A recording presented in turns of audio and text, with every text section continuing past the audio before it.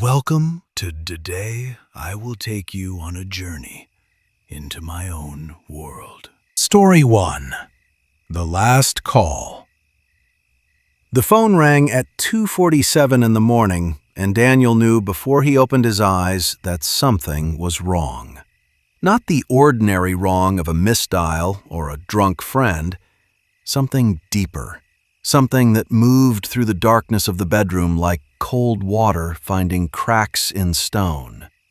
He reached for the phone on the nightstand and looked at the screen. It was Sarah's number. Sarah had been dead for 11 months. He sat up in bed, his heart slamming against his ribs, and stared at the name glowing on the screen. Sarah. Home. The same contact he had been unable to delete, even after all these months, even after her clothes were gone from the closet and her toothbrush had finally made its way to the trash. He had told himself he'd delete it eventually. He never had. The phone kept ringing. 4 rings. 5. On the 6th ring, with a hand that did not feel entirely like his own, he answered. Silence. Then, breathing. Hello? His voice came out thin, wrong. Who is this? More breathing. Slow and irregular, with a faint tremor behind it, like someone trying very hard to hold themselves together. And then, so quietly he nearly missed it. Daniel, the house. You need to go to the house. It was not Sarah's voice. He knew that immediately, though in the darkness, in the shock of that first moment, some primitive part of him had leaned desperately toward the hope that it might be. It was a woman's voice, older, cracked at the edges, frightened in a way that fear alone cannot fully explain. A voice that had been crying for a long time before making this call. "Who are you?" he said. "What house? What are you?" The line went dead. He sat in the dark for 3 minutes, staring at the screen, waiting for it to ring again. It did not. He called the number back. It rang 7 times and then went to Sarah's voicemail. Her actual voice, the recording she had made 3 years ago, cheerful and slightly out of breath because she had run inside. From the garden to catch the phone. "Hi, you've reached Sarah. Leave me a message, and I'll call you back when I surface." He had listened to that voicemail 600 times in 11 months. He knew every inflection. He was in his car 15 minutes later, still in the clothes he had slept in, driving through the empty streets toward the house. Their house. The house he had sold 4 months after the accident, unable to live in it, unable to pack it, finally just signing whatever the realtor put in front of him and walking away with a check he hadn't cashed for 6 weeks. He had not been back since. The house was dark when he pulled up, which meant the new owners were asleep, like sensible people at 3 in the morning. He sat in the car and looked at it. The new owners had painted the front door red. Sarah had always wanted to paint it red, and he had always said it was too bold. He stared at the red door and felt something large and formless moving through his chest. He was about to put the car in reverse and drive home and tell himself this had been a mistake, a prank, a wrong number from someone's pocket dialing a dead woman's phone through some telecommunications glitch, when he saw the light. It was coming from the basement window. A thin, moving beam. A flashlight. Someone was in his house. He called 911 and waited at the curb. 2 officers arrived in 9 minutes. They went around the back. Daniel sat in the car with the engine running and his hands tight on the wheel, watching the red door. Watching the basement window where the flashlight beam had stopped moving. The officers were inside for 11 minutes. Then the front door opened. the red door, and one of them came out with a woman. She was elderly, somewhere in her late 70s, with white hair that had come loose from its pins and a coat thrown over a nightgown. She was supporting herself with a cane in one hand and had her other arm around the officer's elbow. She was looking at Daniel's car. He got out. The officer said something about finding her in the basement, said she had come in through a window she apparently knew was unlocked, said she wasn't in any danger. The woman was looking at Daniel the whole time the officer was talking, with the expression of someone who has been waiting for a specific person to arrive and is relieved, finally, that they have. "You're Daniel," she said, not a question. "Yes. Who are you? How did you call me from my wife's number?" She reached into the pocket of her coat and held out a phone. An old phone, a model at least 6 years outdated, in a cracked case with a piece of masking tape on the back with a name written on it in marker. Sarah's handwriting. Sarah's name. Daniel took the phone and turned it over in his hands and felt the ground tilt slightly beneath him. "She gave it to me," the woman said. "Last year, before the accident. I was her patient. I have no family, no one to call. She gave me her old phone and put her number in it, and told me to call if I ever needed help. Emergency only, she said. She was the kindest person." The woman's voice broke on the last word. She pressed her lips together and recovered herself. "I've been sleeping in the basement of this house for 3 weeks. I had nowhere else to go. I knew it was her house. I remembered the address from when she used to drive me to appointments. I didn't know you'd sold it. I didn't know how to find you. Tonight, I got frightened. I heard something outside. An animal, I think. And I panicked, and I called the only number I had." Daniel looked at the phone in his hands. Sarah's old phone. Sarah's handwriting on the tape. Sarah's voice, still in the voicemail of the number she had given this woman, this stranger she had apparently taken under her care in the quiet, private way Sarah had always done things, without telling anyone, without needing to be seen doing it. He stood outside his sold house at 3 in the morning with a woman he had never met, and he felt, for the first time in 11 months, something shift inside him. Not grief lifting. Grief does not lift, not really. But grief making room. Making room for something else. Something that felt, cautiously and carefully, like the beginning of purpose. "How long have you been alone?" he asked her. She thought about it. "About 2 years," she said, "since my son moved away." "Come on," he said, and opened the passenger door of his car. "You can't stay in a basement." She looked at him for a moment, steadying herself on her cane. Then she nodded. "Your wife said you were a good man," she said. "She talked about you like you hung the moon." He couldn't answer that. He helped her into the car and closed the door and stood for a moment on the quiet street with the red door in front of him, thinking about the woman who had wanted that color for as long as she had lived in that house, and about how she had apparently spent the last year of her life quietly rearranging the world to make it a slightly more bearable place for the people in it, and about how he had answered the phone without knowing why, driven across the city without knowing why, and found exactly what he had been sent to find. He drove her home. He made her tea. In the morning, he made calls. It took 3 weeks and more patience than he thought he had left in him, but he found her a place to live, a proper one, warm and staffed and with a garden, and he visited her every Sunday for the next 4 years, and she told him stories about Sarah that he had never known.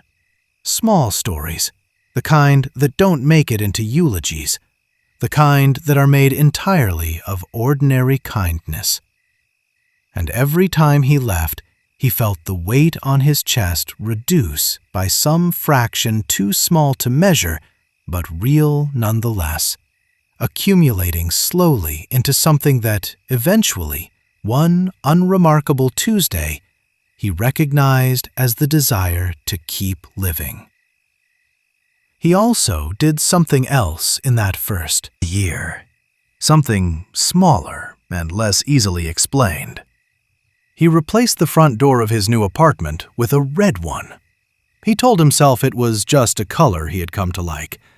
He did not examine that explanation too closely, and it held up well enough. He had gone back to the house once more in the spring to see the red door in daylight. The new owners were outside in the garden, a young couple and a small child running in circles on the lawn with the lunatic energy of 2-year-olds. They looked at him with mild suspicion. He drove on quickly. But he had seen the door, and it looked exactly as Sarah had always said it would look. She had been right. She had almost always been right about things like that. He had spent years disagreeing with her on aesthetic matters, and she had almost always been right. And he had known it, and had disagreed anyway, because that is one of the things people do when they have too much time with someone, and forget that time is not actually a resource in unlimited supply. The woman, whose name was Irene, lived 6 more years. He was with her the afternoon she died, sitting in the garden of the care home with a cup of cold tea in his hand, listening to her talk about her son, who had eventually returned, and about Sarah, whom she described the same way every time. She saw people clearly, and she was never unkind about it. He had thought about that for a long time afterward. He thought it was the most accurate thing anyone had ever said about his wife, and quietly, the most useful instruction anyone had ever given him. Daniel thought sometimes about the phone call, the mechanics of it, the thing that could not be explained. Sarah's old phone in a stranger's hands, her number lighting up his screen. The specific hour of 2:47 in the morning, which had always been, for reasons he could not account for, the hour when the silence in an empty house is most articulate. He had stopped trying to find an explanation that satisfied him. Some things are not mechanisms. They are simply events that change the direction of a life, and you are left to decide whether you call that coincidence or something with a different name. Story 2. Room 7. Maya had been a night shift nurse for 6 years, long enough to know that hospitals after midnight belong to a different category of place than hospitals during the day. The same corridors, the same fluorescent lights, the same linoleum, but something in the quality of the quiet changes, and you start to notice things that the daytime noise conceals. The way certain rooms always feel cooler than they should. The way footsteps sometimes seem to come from directions where no one is walking. She was not a superstitious person. She repeated this to herself like a private rule, the way you repeat a rule more firmly the more you feel it bending. Room 7 had been vacant for 3 years, not reassigned to another patient, not under maintenance, simply closed, door shut, the room number on the board outside perpetually blank. She had asked about it once, during her first month on the ward. The charge nurse at the time, a brisk woman named Donna, who had worked there for 20 years, had looked at her briefly and said, "Don't worry about room 7. in a tone that indicated the conversation was finished. Maya had not asked again. On the night of the 14th of February, she would remember the date precisely for obvious reasons, Maya was doing her 2 a.m. rounds when she saw that the door to room 7 was open. Not just ajar, open. The overhead light was on, and inside, in the bed, was an old man. She stood in the doorway for a moment, running through the ordinary explanations. An emergency admission, a patient moved from another ward, a room she had been told was vacant but actually wasn't. Any of these would have been reasonable. She stepped inside. The man was very old, somewhere past 80, she thought, though it was difficult to say precisely. He was awake, lying with his hands folded on top of the blanket, looking up at the ceiling with an expression of total composure that she found more unusual than anything else about the situation. Patients in hospitals at 2 a.m. are rarely composed. They are usually frightened or in pain, or staring at the dark corners of the room with the specific anxiety of people confronting the possibility of their own endings. This man looked as though he were watching something interesting and slightly pleasant on the ceiling, with all the time in the world to do so. He turned his head when she entered and smiled at her. His eyes, she noticed, were an unusual shade of gray-blue, clear and steady in a face deeply scored by age. "Hello," he said. His voice was strong for a man his age. "You must be one of the nurses." "Yes," she said, crossing to the bedside and picking up the chart from the hook at the foot of the bed. The chart was filled in. Name, Edward Marsh. DOB, that put him at 84. Admitted, apparently, at 11:40 p.m. She had been on shift since 10 p.m. and had received no notification of an admission. "Mr. Marsh, I'm Maya. I don't have a record of your admission tonight. Can you tell me how you came in?" "Through the door," he said pleasantly. "I imagine the same way everyone does." "Of course. I only meant, do you know which doctor admitted you? Do you remember coming through A&E?" He looked at her thoughtfully for a moment. Then he said, "I'd like to tell you something, if you have a moment. I think it may be important. I think, actually, it may be why I'm here." He said this without drama, in the same unhurried voice, as if suggesting that they discuss the weather. She pulled the chair to his bedside and sat. She had learned in 6 years that sometimes the most medically significant thing you can do is sit down and listen. "I had a daughter," he said. "Her name was Caroline. She died in this hospital, in this room, 23 years ago. She was 31. He paused, not with grief, or not only with grief, but with the particular stillness of someone handling a memory they have carried for so long it has become part of their architecture. "She died because someone made a mistake. Not out of malice, out of exhaustion. A doctor who had been on shift for 31 hours. A dosage error. Simple and terrible, and entirely preventable." He looked at Maya directly. "I have spent 23 years being angry about it. I want you to understand that. It was 23 years of very serious, very concentrated anger. It kept me company, that anger. It structured my days." "And now?" she asked. "Now I'm 84, and I have a problem with my heart that the cardiologist tells me is not going to improve. And I've been thinking a great deal, in the way that one does when time becomes obviously finite, about whether I'd like to spend whatever is left of it carrying something so heavy." He paused.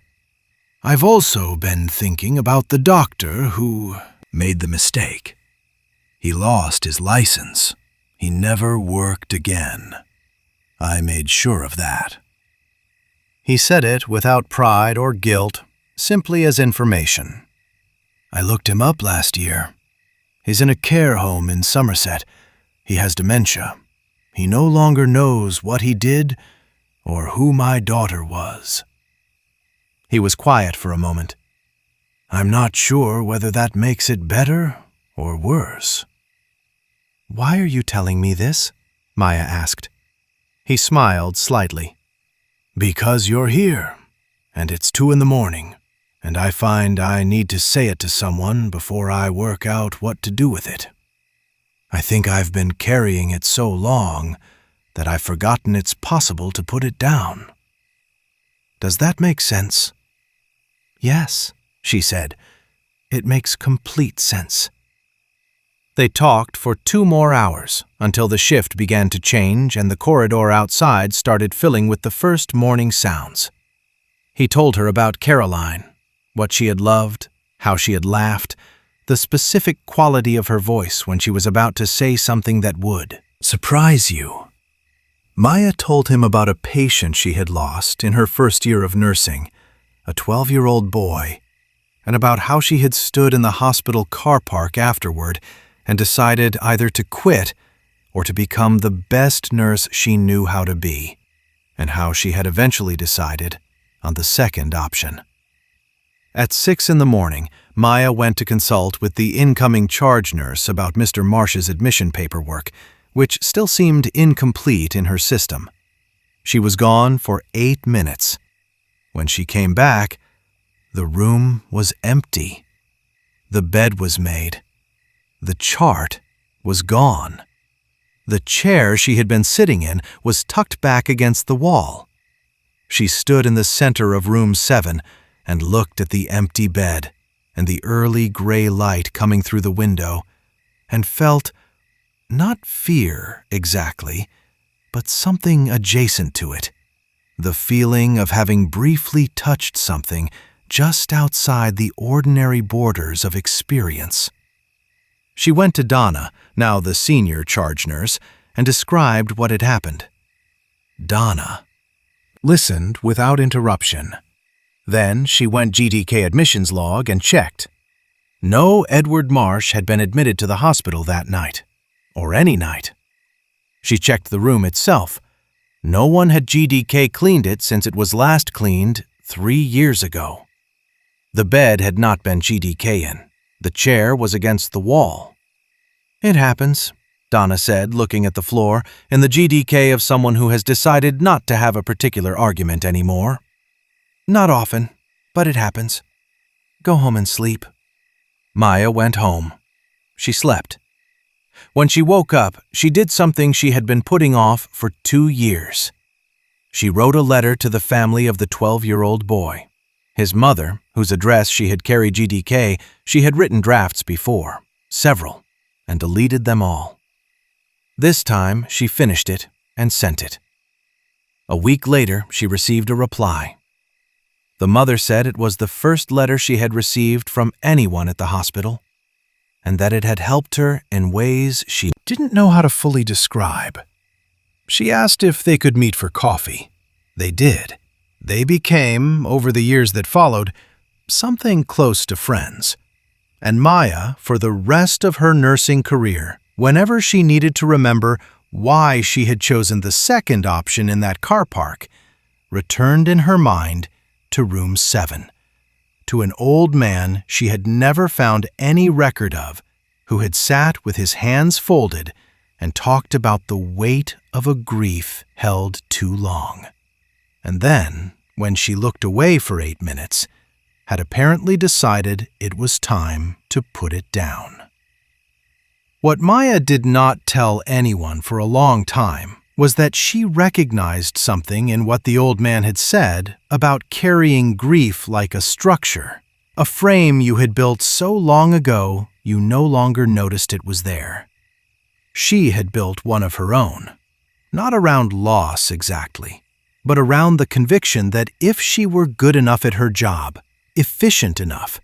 The things that went wrong on her watch would not leave permanent marks. This had served her well in some ways and cost her in others, and she had not examined it closely enough to know which was which. She thought about room 7 in the car park before she started the engine. An old man who had come from wherever to sit in a room where his daughter had died and talk for the first time in 23 years about what that death had done to him. The talking had not resolved anything. It had simply been said. And something in the saying of it, in the act of converting the weight of grief from something carried silently into something spoken in the presence of another person, had apparently been enough for him to decide he was ready to put it down. She thought this was the oldest and most underused technology human beings had available to them. She had been underusing it. She sent the letter to the boy's mother from the car park, written on her phone in 15 minutes, unpolished and entirely honest. It was the best letter she had ever written. The boy's mother, whose name was Christine, brought flowers the first time they met for coffee. Maya had not expected flowers and did not know what to do with them for a moment. Then she said thank you and put them in a glass of water at the cafe table, and they talked for 3 hours. The way people talk when they have been waiting a long time to speak to a particular person about a particular thing. Christine said that her son had been a difficult child, demanding and exhausting and funny and entirely himself, and that not a day passed without her thinking about him with the full weight of everything those words contained. Maya listened. She had learned in 6 years of nursing that listening is the rarest and most valuable thing one person can offer another. She was getting better at it every year. Story 3. The Interview. The office was on the 31st floor, and the elevator was broken, so James climbed the stairs in his only good suit in July, arriving at the reception desk with sweat on his forehead and the specific desperation of a man who has been unemployed for 8 months, whose savings ran out 6 weeks ago, and who has applied for 214 jobs without a single offer. He was applying to be a data analyst at a company called Meridian Solutions, which he had found on a jobs board at 2 a.m. and about which he could find very little information online. The website was minimal: a logo, a mission statement about connecting human potential to optimal outcomes, and a contact form. No employee profiles, no client list, no social media presence. In his desperation, these details had registered as slightly odd, but not disqualifying. He needed a job. He had climbed 31 flights of stairs. He was here. The reception area was cool and sparse. 2 gray chairs, a desk, a woman behind the desk who smiled at him with professional warmth and told him that Mr. Vale would see him shortly. James sat down and straightened his tie and tried to slow his breathing. Mr. Vale appeared 7 minutes later. He was perhaps 50, lean and precise in his movements, with the kind of stillness that some people develop through years of paying close attention to things. He shook James's hand with a firm, brief grip and led him to a conference room with floor-to-ceiling windows and the whole city spread below them like a diagram. "James Whitfield," Mr. Vale said, looking at the file on the table in front of him. 34, degree in computer science from Leeds, 5 years at Carver Analytics before the redundancy, 8 months out of work. He looked up. "That's a difficult 8 months." "Yes," James said. He had prepared for this question. He had an answer ready. Positive reframing, skills development, freelance projects. The answer dissolved when he saw Mr. Vale's expression, which was not the evaluative neutrality of a typical interviewer, but something stranger, a kind of specific and genuine sympathy, as though Vale already knew exactly what those 8 months had contained. "Tell me about the Thursday in March," Vale said. "The 23rd. James went very still. The 23rd of March had been the Thursday he had driven to the bridge. Not to jump, he had told himself that firmly at the time, though in retrospect he was less certain about the firmness of it. He had parked his car and walked to the middle of the bridge and stood there for 40 minutes looking at the river. And then he had driven home and made himself dinner and not told anyone. He had not told anyone. He had not written it down. It existed nowhere except in his own memory. "I don't know what you mean," he said. Mr. Vale regarded him with a patience that did not feel theatrical. "I think you do. I'm not asking to make you uncomfortable, James. I'm asking because it's relevant, and because I believe you're ready to be asked." He leaned forward slightly. "You stood on a bridge for 40 minutes, and then you didn't. And then you drove home and made pasta, which you've always found calming for reasons going back to your grandmother's kitchen in Harrogate.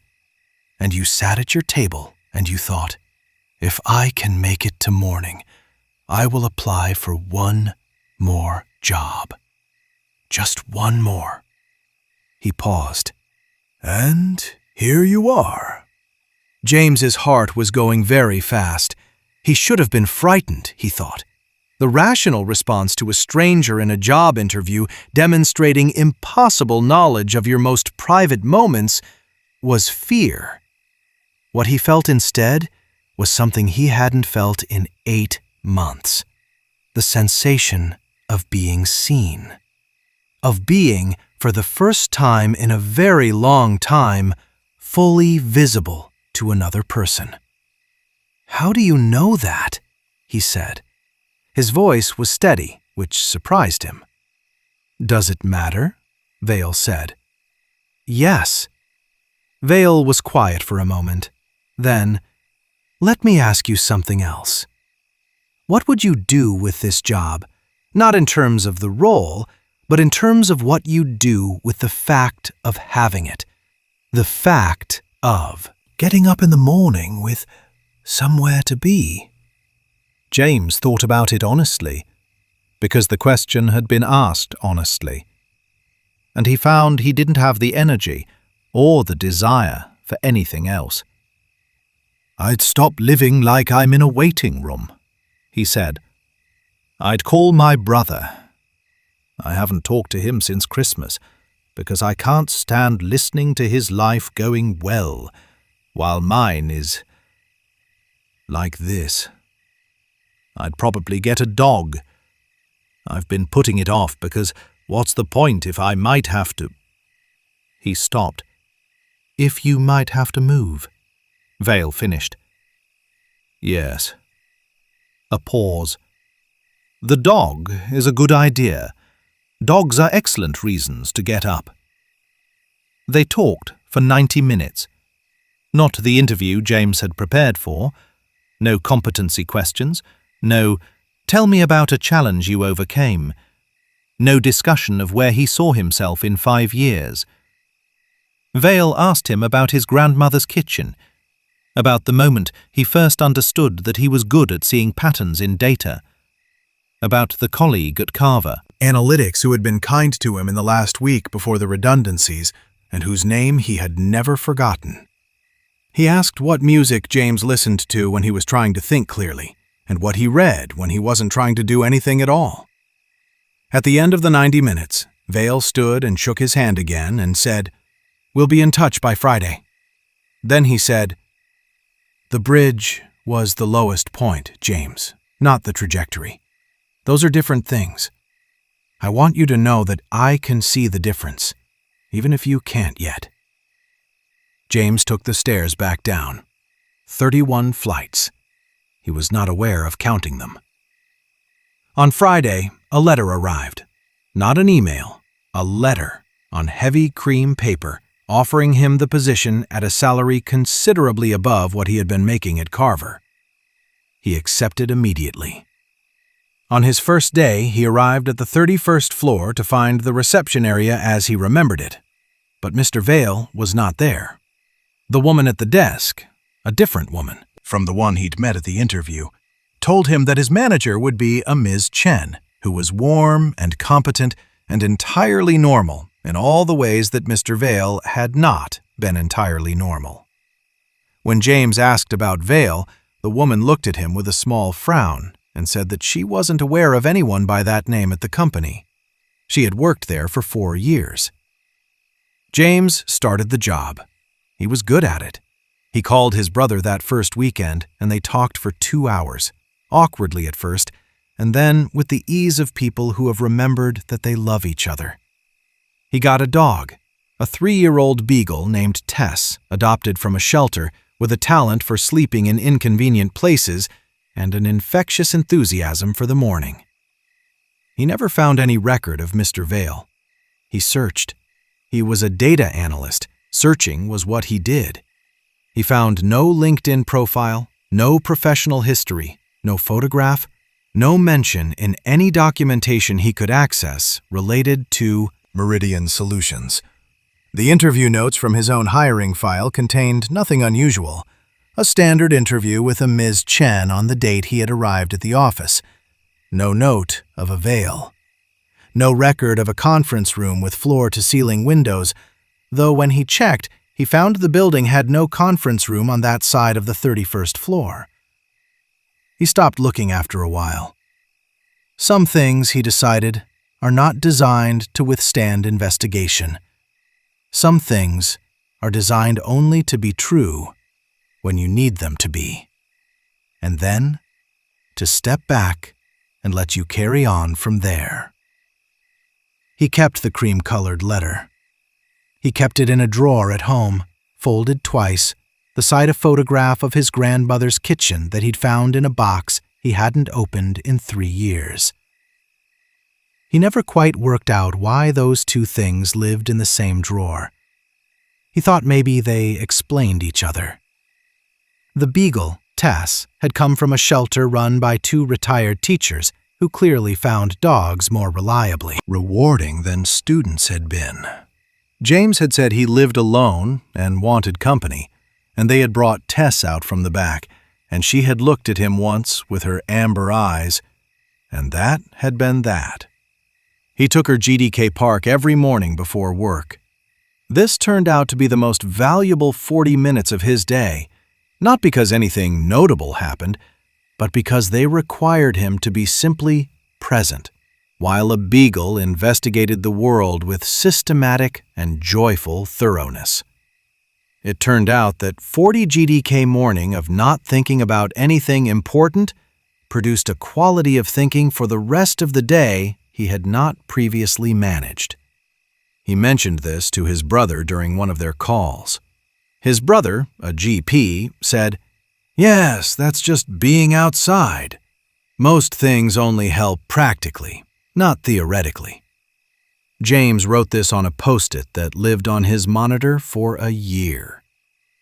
He thought he saw Vale once, on a street in the city center, 18 GDK. A lean man across the traffic, with that particular quality of stillness, looking at him. Then the traffic cleared, and the man was gone. Or had never been there, which was also possible. James stood on the pavement for a moment. Then he called his brother, made plans for the weekend, and walked back to the office in the autumn sunshine, with Tess's lead folded in his jacket pocket. James had not gone back to the 31st floor since his first day. The elevator had been fixed. He sometimes pressed the button for 31 by mistake, muscle memory from those weeks of applying, of hoping, of going there when he had nothing else, and then pressed 30 instead, which was where his actual office was. He thought about this occasionally, the way the body remembers routes the mind has moved on from. He thought it was probably useful to have floors you had accidentally pressed and then redirected from, a reminder that you had been somewhere and chosen, deliberately, to go somewhere else. Story 4. The Cartographer's Daughter. The map was rolled inside a cardboard tube, sealed at both ends with wax that had cracked with age, but not entirely given way, and it was sitting at the bottom of a box labelled Office Misc that Elise had been putting off opening for 3 months. Her father had died in October. It was now January, and she was finally working through the boxes. She almost set the tube aside with the rest of the things she was keeping without examining: his compass, his drafting pencils, the wooden ruler worn smooth where his thumb had always rested. But something made her break the wax seal and ease the paper out, unrolling it carefully on the dining room table with a coffee mug on each corner to hold it flat. It was a map of the town where she had grown up, a hand-drawn map, her father's drafting hand, unmistakable, the same precise and slightly idiosyncratic style she had grown up watching him apply to maps of mountain ranges and coastlines and river systems for the Geological Survey. But this was personal. This was Millfield, the small Derbyshire town they had lived in until she was 16 and her father's work took them away. The map was extraordinarily detailed. Every street labeled, the park outlined in green ink, the canal shown in blue, with the lock gate marked with a small symbol she didn't immediately recognize. She recognized the school, the library, the church with the square tower. She recognized the row of shops on the high street, the cul-de-sac where her best friend Emma had lived. It was perfect and precise, and her father's, and she had never seen it before. She had known her father for 37 years, and she had never known him to make a map of a place they had lived. His work was always of elsewhere. This was strange enough. But what stopped her breath, what held her motionless over the dining room table for a full minute while the January light moved across the paper, was what she saw. At the center of the map, there was a building mark there, on a street she knew well, the street behind the library, which she had walked 1,000 times as a child. The building was marked with the same symbol that appeared on the lock gate by the canal, and the building was labeled, in her father's careful lettering, A's Place. Her name was Elise, Elise's place. A building she had never known, on a street she knew perfectly, marked on a map made by her father who had never mentioned it. She drove to Millfield the following Saturday. 5 hours, the last hour on roads that narrowed progressively into something barely wider than a car, through gray winter countryside that she had not visited in 21 years. She had thought the place would feel smaller than she remembered. People always say that. But it felt exactly the same size, which was its own unsettling quality, as though the town had been preserved in amber, waiting for someone who had left and needed, eventually, to return. She parked on the high street and walked to the street behind the library. She had the map in her coat pocket, folded against the cold. She took it out and matched the street to the map, counting buildings from the corner, the way her father had taught her to navigate by a map when she was small. Always orient first. Always find your anchor point. The building was there. Of course it was there. It was a real building. But she had expected to feel more prepared for the reality of it. It was a narrow 3-story townhouse, older than the surrounding buildings, with a dark blue door and window boxes that were empty in winter, and a small brass plaque beside the door that she had to step close to read. The plaque said, "Millfield Archive, established 1987, by appointment." She checked her phone. 1987 was the year she was born. The door was unlocked. She pushed it open into a hallway that smelled of paper and something else. Machine oil, she thought, or old ink. Staircase led upward. From somewhere above came the sound of movement, deliberate and unhurried, the sound of someone working. "Hello?" she called. The movement stopped. Then footsteps on the stairs, and a woman appeared at the top and came down toward her. She was perhaps 60, with gray-streaked hair pulled back and reading glasses pushed up on her forehead, and the specific alert look of someone accustomed to being interrupted by strangers without being bothered by it. "Elise," the woman said. Again, not a question. James in his interview, the woman here. Not a question. "You know me?" "Your father told me you'd come eventually." The woman extended a hand. "I'm Patricia. I worked with your father for 17 years. He established this archive in the year you were born. He made a map of the town so that you would find it."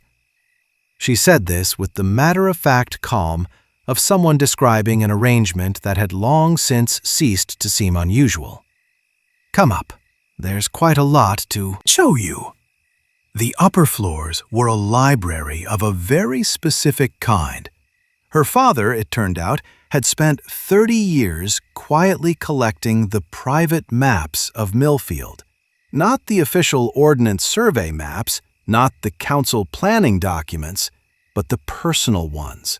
The hand-drawn maps made by residents over 150 years, showing their town as they understood it, as they experienced it, as they loved it, or feared it, or were confused by it.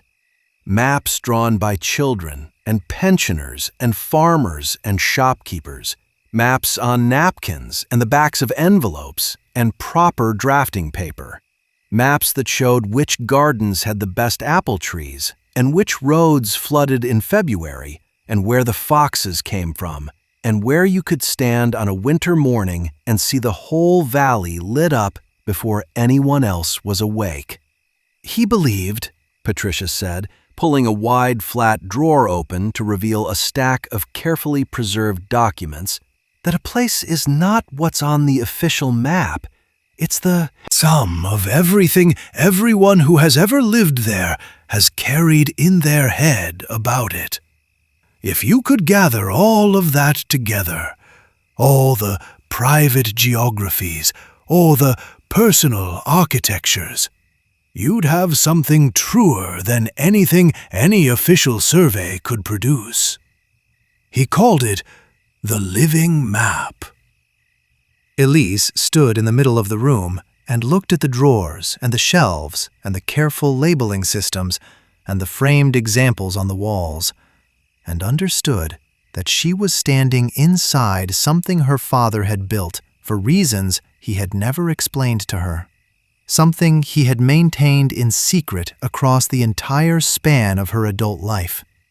Something he had left her not as a gift to be unwrapped immediately, but as a question to be arrived at when she was ready for it. "Why didn't he tell me?" she said. "He said you needed to find it yourself," Patricia said. "He said that a map only means something to the person who discovers what it's pointing at. Explained in advance, it's just directions." Elise spent the afternoon in the archive. She looked at 100 maps made by 100 residents over 150 years. And she saw, slowly, then all at once, what her father had seen in them. That beneath the official geography of any place, there was another geography entirely, made of memory and attachment, and the specific way that love lodges itself in physical locations. The corner where you waited for someone who always came late and you never stopped being glad when they arrived. The bench you sat on when you received bad news and could not go home yet. The door you walked through on the day things changed. She left as the early winter dark arrived. She sat in her car on the high street for a while before driving, looking at the town through the windshield. Then she took the map from her coat pocket and unfolded it on the passenger seat and looked at it for a long time. The streets she had walked, the buildings she had passed without really seeing, the canal where she had watched the ducks with her father on Sunday mornings when she was 8, and the world was something that had not yet had the chance to complicate itself. He had spent 30 years building something in secret. He had put her name at the center of it. He had trusted that she would find her way to it in her own time, along her own route, and that when she arrived, she would understand what he had meant to say. Not with words, because he had never been comfortable with words, but with the thing he was best at, the precise and loving documentation of the world as it actually was, in all its private, unmappable complexity. She drove home through the dark. She was already thinking about what she would do with it, already thinking about the living map and the people who had made it, and all the people who had not yet contributed to it, and what it might become if someone cared for it the way her father had, with patience and precision, and the belief that the private geography of ordinary people is worth preserving. That ordinary lives, mapped carefully enough, reveal something extraordinary. She was her father's daughter. She knew how to read a map. She also knew, now, that the most important maps are the ones that show you not where you are, but why the place you're standing matters. And she thought, driving through the winter dark with the heater running and the road unreeling through the headlights, that she had been given, rather late and in a typically indirect way, the best possible reason to come home. She handed in her notice at her London job 6 weeks later. Her manager, who was a fair and sensible person, said she understood, but asked whether Elise had thought it through, given the economic realities of leaving a stable position for an unpaid archival project in rural Derbyshire. Elise said she had thought it through for approximately 37 years without knowing what she was thinking about, and that she felt reasonably confident in the decision. Her manager looked at her for a moment and then said, "Fair enough." Elise thought this was the most generous response she had ever received to a resignation. Patricia, when Elise called and told her she was coming back, was quiet for a moment and then said, "Good. There's a great deal to do, and I've been doing it alone for 3 years since your father's health declined. I'm not complaining, but I am glad." Elise moved into her father's old house in Millfield in March, with boxes she was determined to open immediately this time, which she mostly did, with the exception of one box labeled Letters, which she left until the summer because she had learned, finally, that some things are not diminished by waiting. They are improved by it. They mean more when you are ready for them than they would have meant if you had forced yourself to be ready before you were. The Living Map Project, as she came to call it, took 3 years to formally establish as a charitable institution. She collected maps from residents old and new, ran workshops in the local schools, corresponded with geographers and archivists and historians in 6 countries who were doing related work in their own ways, in their own places. She found, as her father had found before her, that when you ask people to draw their private geography of a place they know well, they produce something that is always more than a map. They produce a record of attention, of love, of the specific and unrepeatable way that a life lodges itself in a particular corner of the physical world. She was showing a primary school class around the archive one afternoon, 8-year-olds with clipboards, very serious about the whole enterprise, when a boy with red hair and an expression of concentrated determination tapped her on the arm and showed her the map he had drawn of his street. It showed his house with an arrow pointing to his bedroom window and the word "me" written next to it in large letters. It showed his neighbor's garden with the apple tree labeled "Best Apples." It showed the bus stop where, he explained to her gravely, his grandmother always waited when she came to visit, and the spot outside the corner shop where his dog had once found a chip and eaten it before anyone could stop him, and the place in the middle of the road marked with a red star where he had fallen off his bike last summer, and his father had come running from the house, still in his socks, to help him up. "That was the worst bit," the boy said, "but also kind of the best." She looked at the map and thought about her father, who had spent 30 years believing that this, exactly this, was worth preserving. She thought he had been right. She thought he had been completely and entirely right. The last box, letters unopened through the winter, turned out to contain correspondence between her father and Patricia, going back to the archive's earliest years. She read them over 3 evenings, one long, careful letter at a time, and discovered in them a man she had not quite known. Her father at 40, at 45, at 50, excited and uncertain and committed to something he could not fully justify except by saying that he believed it mattered. He wrote in one letter, "I don't know if Elise will ever come back to Millfield, but I want her to have something here if she does. I want her to see that a place is a kind of love letter, if you know how to read it." She read that sentence 3 times.